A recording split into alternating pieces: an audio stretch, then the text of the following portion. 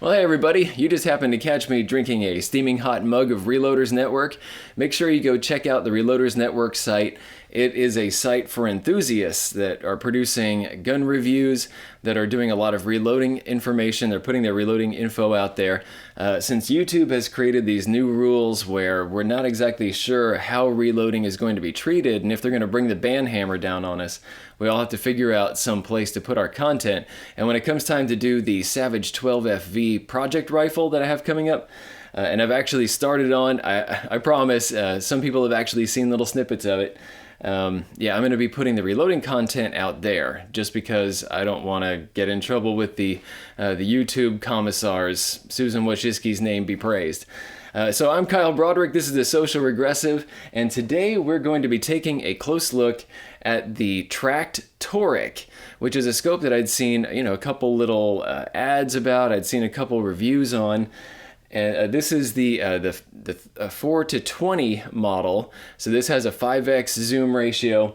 This has what they call it's their UHD model, Ultra HD.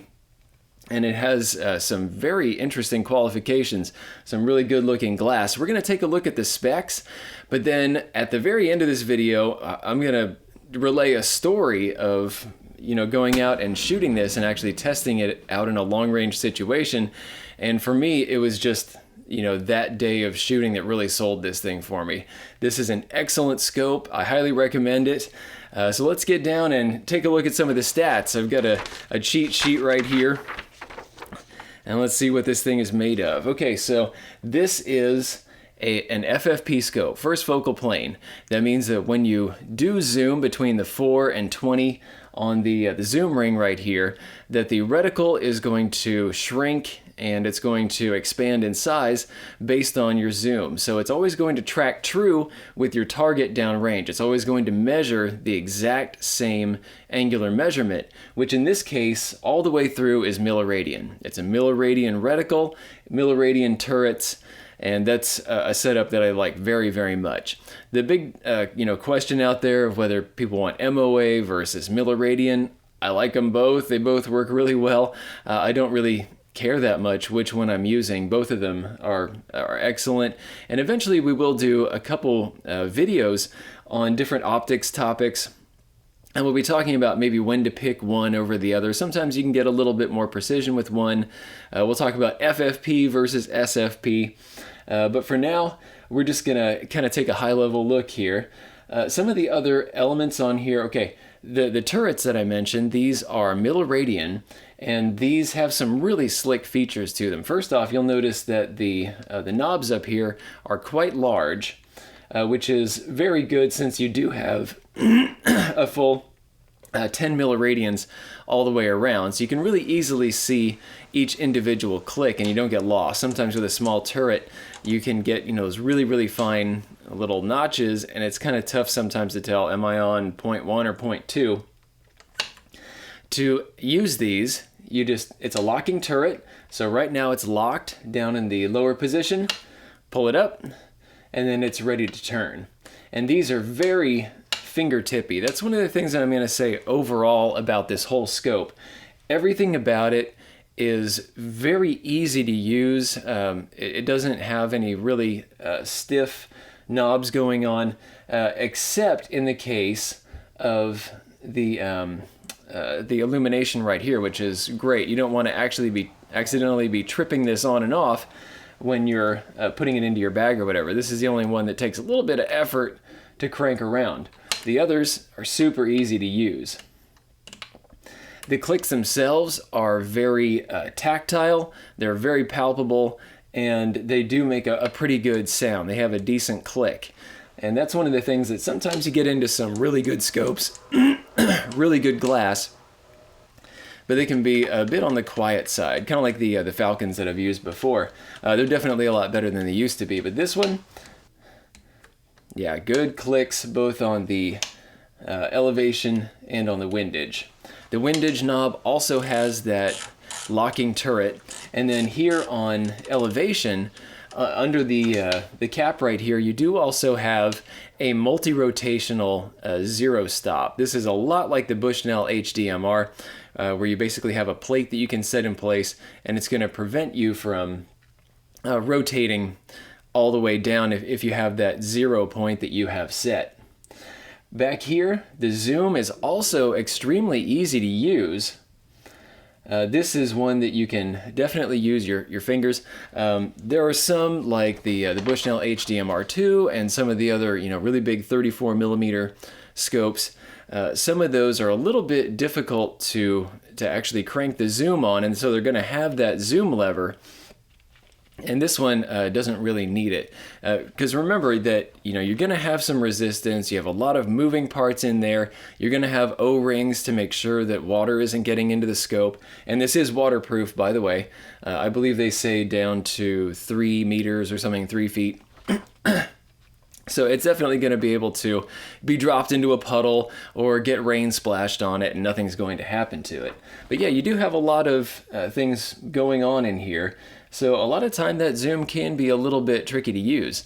And in this case, this is very smooth, very, very nice. I should mention while we're looking at both the turrets and the zoom ring that that FFP reticle that we talked about is a very nice mil hash. It has half mil gradients, so it has kind of a smaller hash for the 0.5s. When you get to a full milliradian, you get a longer bar, and each one of the I guess it's every other full milliradian has a number listed to it, so you don't get lost in all of the adjustments that you'll be making if you're shooting on the fly. Out to the sides, once you get past 6 milliradians off to the sides or off to the up to the top, you can get some extra small, extra fine measurements if you want to be able to use your scope for better ranging. So we're looking at, I believe, 0.2 milliradians between each of those, and that's going to be great, again, if you are ranging out to farther targets.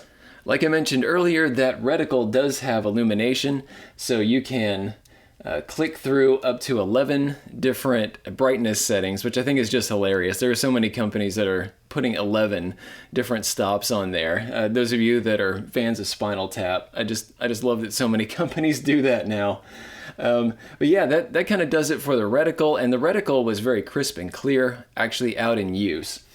The fast focus eyepiece here on the back, a lot of the time I'm not a fan of the fast focus eyepieces because there's nothing locking them in place. If something accidentally bumps them, you're going to end up losing your diopter setting. So if you wear glasses, if you have a very specific point where you want to be able to set the scope for your eyeball, yeah, a lot of the times those are just a little too easy to turn, and they can really mess you up. This one is a little bit more difficult to turn. This is probably, after the illumination ring, this is probably the most difficult ring on here to turn, and I think that was a brilliant choice. Make it so that you really have to work to turn it, and if you go put it into your drag bag or something, it's not going to actually accidentally spin on you. Yeah, a big fan of that. I do still recommend, of course, that you put a little dot. Once you've found your correct diopter setting, just put a little dot in there somewhere to remind yourself, if it does get turned, all right, I can get back in here. The last turret we'll talk about is the side parallax adjustment, and that is just on the inside of that illumination turret right here. So this little ring, you spin this, and just like all the others, very fingertippy, easy to use. And it has a very smooth feel to it. It reminds me a lot of that Weaver Grand Slam multi-stop scope that I used a while back. And that kind of makes sense.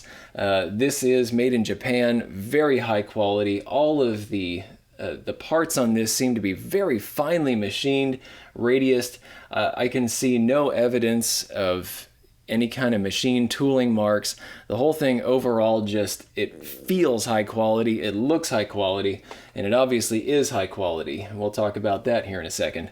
Some of the accessories that you can get with this, first off, this comes with it, the 3-inch sunshade, which is a very good little thing that they threw in. It gets annoying if you have a scope like this that's pretty high magnification, and you're going to be shooting at any particular time of the day. You could be shooting in the early morning or shooting into a sunset, and you're going to get some nasty reflections. It's really nice to have the sunshade thrown in instead of having to pay shipping for that extra part and all that stuff. Now there are some extra parts that you can order for this.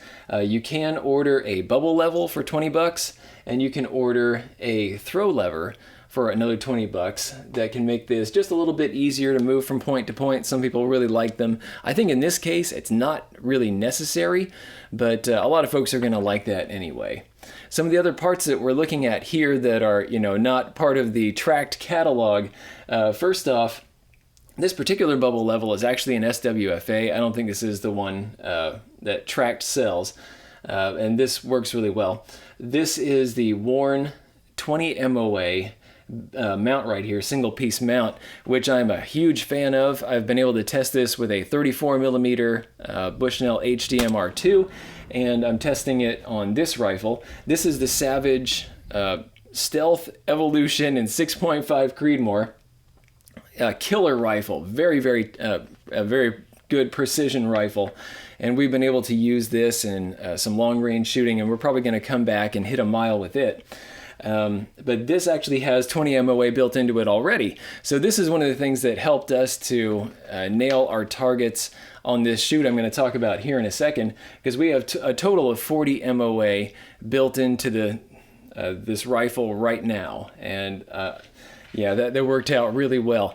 Because one of the drawbacks possibly about the Tracked, if you want to be able to use it for really long range work, is that you are just a little bit limited on your elevation adjustment. You get 20 milliradians of elevation adjustment. I'm not exactly sure what the windage is, but it's probably pretty similar. It might be the exact same. A lot of time it is. But with that 30 millimeter tube, you get 20 instead of maybe the 30 or 35 or something that you might get with a 34 millimeter tube. It kind of depends on how people set it up. It's going to depend on the size of the lenses that they choose, the thickness of the tube. Sometimes they're going for toughness, sometimes they're going for prettiness, and then sometimes they're going for elevation. And in this case, having that much elevation built in is really good. If you do buy one of these, I recommend that you get some kind of compensating mount, something that gives you 20, 30, 40 MOA if you're going to be stretching out to some of those longer ranges like a mile. Although I didn't notice it when I picked it up, this is a pretty heavy scope. It's 34 ounces. Which definitely puts it up there with some of your European scopes and stuff that's going to weigh a pretty good amount. And a lot of that is probably going to come down to some kind of toughness that they've built into that tube, a little bit more metal than usual. It's probably going to be able to take a pretty good beating, and that's good weight. That's fine right there. And since this is designed for a prone rifle, that's not anything that I really worry about. If I'm going to be setting up a hunting rifle, I'm not going to be taking out a 4-20 scope. I'm going to want something that's a little dialed back anyway. Let's talk about the lenses on each end. The objective lens is a 50 millimeter, so it picks up a lot of light. It has a great image when we're out there actually shooting, and it does look very good as you get down past dusk. Back here on this end, you get a very good eye relief. You get 3.9 inches. A lot of time you end up with about 3.5, somewhere in there. So to get that little bit of extra is quite nice. You can mount this a little bit further forward. I find that a lot of time there's not quite enough rail here on the back for someone as tall as myself, since I need to have a pretty long length of pull. Yeah, it's nice to have that little bit of extra. And then when it came time to do some of our shooting, the exit pupil is pretty forgiving for a 4-20. When you compare it to the Bushnell HDMR2 that I've shot in other challenges, the HDMR2 is much easier to get behind. It just has that, a really nice eye box. It's pretty easy to get behind the scope, even on max zoom. And in this case, it's a little bit more finicky, but it's nothing that I would complain about at all. It's still very, very good. You're dealing with kind of apples and oranges right there. You have the 34 millimeter tube on the Bushnell. You're going to have kind of bigger lenses all around, and they've been able to optimize some things to make it a little bit of a bigger exit pupil. And then on this one, I think they were just a little bit more limited. But again, nothing to complain about. It worked great. So now that we have the stats out of the way, here's my little story. We took 2 different rifles out to our big field where we've been doing some long-range shooting. It was Kedrick, Kyle, myself, and we went out to see if we could hit a mile. Unfortunately, the corn was too tall this time. It was 8 feet tall, in fact, and we could not see our target, even from our elevated position up on top of the oil drums. So we had to aim at a different section of the field where they had just recently harvested wheat, and we were able to get 1,280 yards.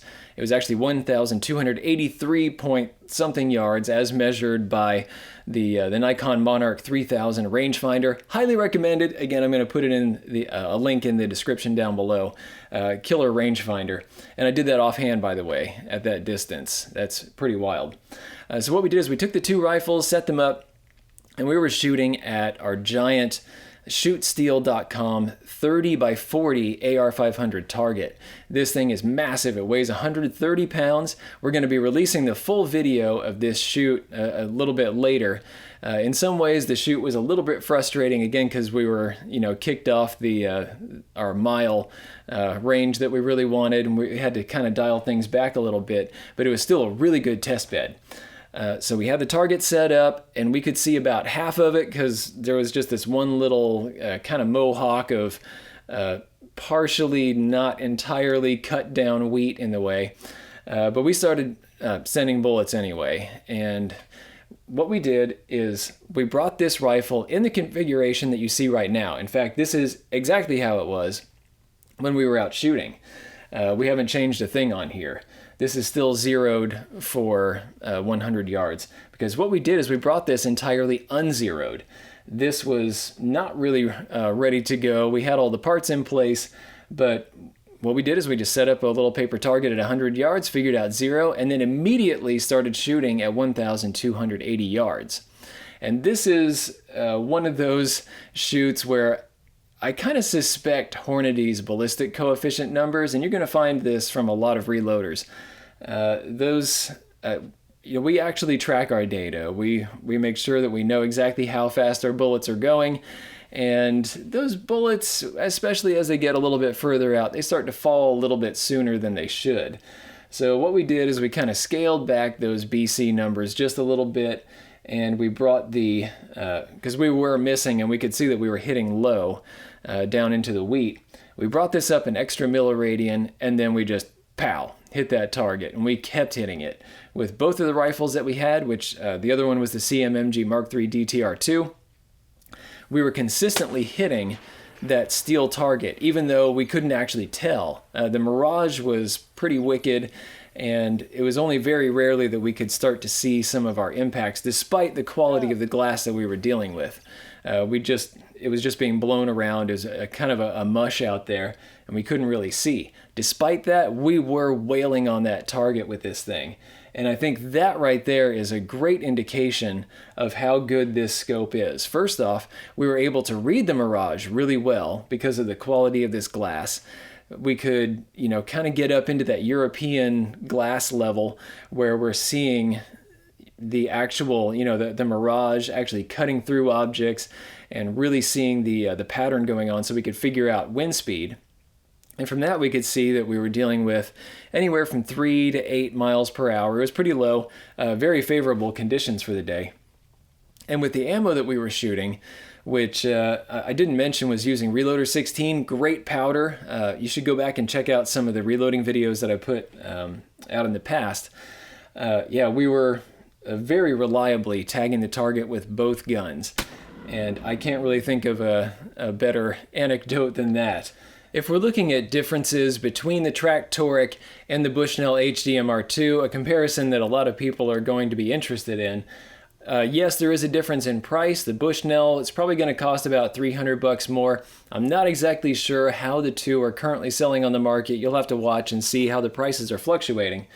Aside from that, if I were to just look at these, apples to apples comparison, not really thinking about the dollar figure, I would say that the glass between the two is essentially equal. We were able to see the same level of detail. We were able to see the same Mirage. There was a little bit of a more blue cast to this glass versus the more yellow cast of the HDMR2. Very subtle. You really had to jump back and forth between the two scopes in order to see it. And it doesn't really mean anything, and I don't know which one is actually more correct. But overall, I just noticed that there was a bit of a difference between the color cast in the two. The biggest difference, aside from the elevation difference that you're going to get with the HDMR2, where you can get up, I think it's at least 30 milliradians of elevation versus the 20 here. It actually might be a little bit higher than that. I can't remember off the top of my head. But aside from that, you do have this one does have illumination. Bushnell HDMR2 doesn't. The other DMRs actually do. You can get the G3. But the HDMR2 does have that Christmas tree reticle with lots and lots of little doodads in it, the sort of stuff that I love, especially when I'm dealing with kind of shorter to intermediate range targets that may be moving, that sort of thing. Because that's exactly what I used when I shot that hog a little while back, a running hog at 400 yards. I was really happy I had that Christmas tree reticle, because I did not have time to dial anything on the turrets. I had to just use the data within the reticle itself to come up that 2 milliradians to address the hold, and then hold off a certain amount in front. I can't remember what the exact number was, but hold off in front of the running hog in order to hit her. And again, I did hit her twice out of 3 shots. So that's a good testament to the reticle in that. This one is going to be probably favor a little bit more some of the static styles of shooting, just because it is a little bit of a simpler reticle. Some people are just going to prefer one over the other. They really love to dial, and this is going to work really well for that. You just crank it up on the elevation, and then use your turrets, or use your reticle to address windage or to lead a moving target. Both scopes are excellent. I really think that this is a fantastic piece on the market. You need to go check it out. See what the prices are like. Right now, the MSRP is acclaimed, less than $1,200, which I think is pretty amazing for what you're getting with this. But yeah, go take a look, and I think you'll be really happy if you pick one of these up. Thanks for watching. If you liked this video, be sure to like, share, and most importantly, subscribe. Even if you didn't like this particular content, go ahead and subscribe. There's probably something coming that's more up your alley. Check out this playlist right here. This is going to have videos in a similar vein to what you just watched. These 2 videos we cherry-picked for you. And finally, The Social Regressive is on Patreon. So you can become a patron of the Destructive Arts and earn some goodies while helping us to provide high-quality videos just by kicking us a few bucks a month. Thanks a bunch for your patronage.